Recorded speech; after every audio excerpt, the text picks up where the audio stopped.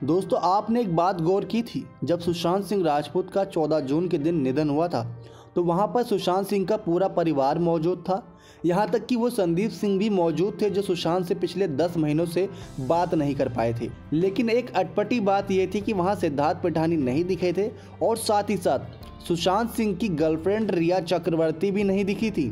आखिर रिया चक्रवर्ती क्यों नहीं आई थी, इसके पीछे का सच क्या है, आपको बताने वाले हैं। आपने भी यही सुना होगा कि सुशांत के परिवार के साथ उनके मतभेद थे लेकिन वो नहीं आ पाई।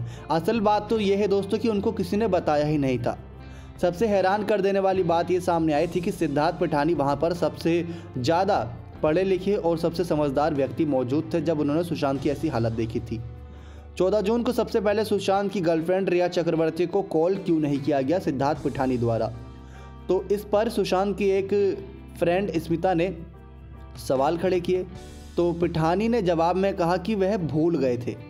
मीडिया लीडिंग बातचीत के दौरान जब सिद्धार्थ पिठानी से फ़ोन पर पूछा गया आपने जब सुशांत को फंदे पर लटका देखा तो सबसे पहले रिया को कॉल क्यों नहीं किया, क्योंकि रिया सबसे करीब थी। ये बात सिद्धार्थ पिठानी भी जानते थे पिछले कुछ सालों से। स्मिता ने आगे बताया कि पिठानी ने जवाब में कहा कि भूल गया था, रिया मेरे दिमाग में नहीं आई। नीतू दीदी का नाम आया तो मैंने उन्हें फ़ौरन कॉल किया, उसके बाद मैंने पुलिस को फ़ोन किया, उसके बाद उन्होंने एम्बुलेंस को कॉल किया और रिया को फ़ोन करना भूल चुके थे। ये बात उन्होंने पूरी तरीके से बताई।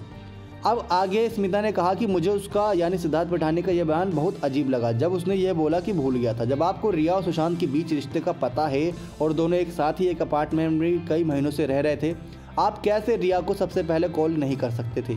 मुझे पता कि वह रिया को बचाने की कोशिश कर रहा है, यानी सिद्धार्थ पिठानी रिया को इन सब झमेले से दूर रखना चाहता था। ये बात खुलकर सामने आई थी दोस्तों।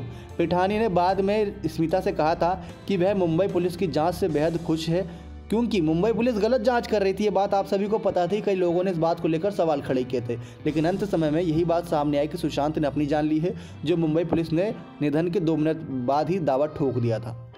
वो कहती हैं कि मैं उस वक्त उसकी कॉल कट करने वाली थी, तभी रिया का कॉल मेरे नंबर पर वेटिंग में आता है, जो कि बहुत अजीब था। पिठानी ने मुझसे कहा कि उससे बात कर लो, कैसे 2 कॉल एक ही समय पर आ सकती है। यानी कि जब स्मिता सिद्धार्थ पिठानी से बात कर रही थी कि वो रिया को फ़ोन क्यों नहीं किया या फिर रिया को क्यों नहीं बताया, तभी रिया का फ़ोन स्मिता के पास आता है ताकि वो अपनी सफाई दे सके और उसका नाम नहीं आए।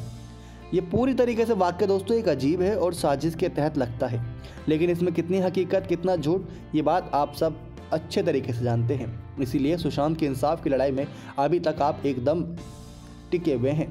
नेक्स्ट 9 लाइव की रिपोर्ट।